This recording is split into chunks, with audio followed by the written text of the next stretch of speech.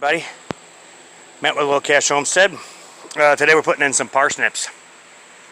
Well, Matt, it's the end of August and you're putting in parsnips. Yeah, this breed of parsnip should be able to germinate in these conditions. Plus, it's a 120-day crop, so that should put it ready about, middle to end of December. And so we're doing, this is called a javelin parsnip. I grew these before. They were extremely successful, and I couldn't supply the demand. So we're going to grow some more, and we're going to put some more boxes next to me. We'll probably do some ultra deep ones like these, and then we're going to do some 8-inch boxes as well.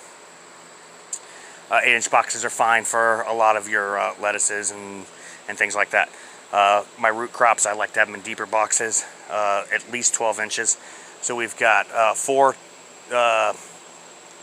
this is like a 13-inch box, then I got a 10-inch box, two 10-inch boxes, and then I got a 12-inch box and a couple 8-inch boxes. So we're going to do javelin parsnips in this one.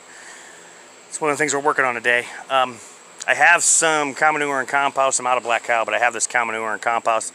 It has just been raining and raining and raining, and it was left outside by the retailer. And so I basically need to cut all the bags open and stick them out in the sun.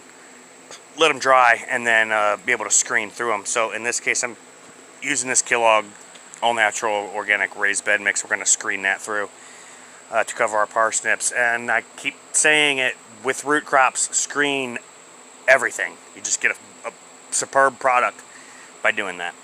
Okay, time for me to get back to work. This is Matt with TheLowCashHomestead. Thank you very much. Have a good day. Everybody, Matt with TheLowCashHomestead. Okay, we got these boxes done. These 2, 3, 4, and they're done and they're seeded, and we've got the irrigation strung out. I wanted to string the irrigation before I did the last two because the last two are just lettuce. They're a cut and come again mixture of lettuces. So here we have a javelin parsnip. I've grown those before. They were very popular. This is a red beet. Yes, a beet. This is our Nerotondo radish. That is a derivative of the black Spanish. And then this we have Napoli carrots. You'll notice I've covered the carrot beds and the parsnip beds. You can really increase your germination rate that way. Now I'm also going to take the sprayer and spray them down while we let this soaker line kind of do its thing. And then here we're going to put 5-star and all-star lettuce, which is a cut and come again type of lettuce.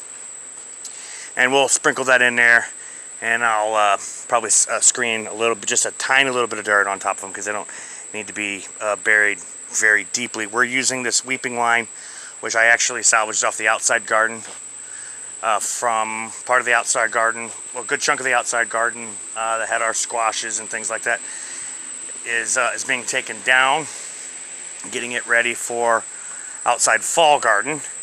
We have several trays of stuff down there for that. So I just wanted to show you this setup here. This is that weeping line that I showed you a long time ago. I bought in bulk on a liquidation or a clearance. Hey, these are clearanced out, and they're selling them again this year under a different name. Same set, 35 bucks. I picked them up for 8 bucks, and I bought, oh God, I don't know, 8, 9, 10 of them. I don't even remember. And I gave a bunch of them away, and we used a bunch of them here. That's the same system that we have over on those carrot boxes. And eventually, these carrot boxes, we're going to dig these carrot boxes out, put some fabric underneath them, because guess what? Comfrey's coming through that, and that's about 14 inches, and Comfrey still manages to get its way through there. So, okay, so basically, we're just kind of soaking everything down.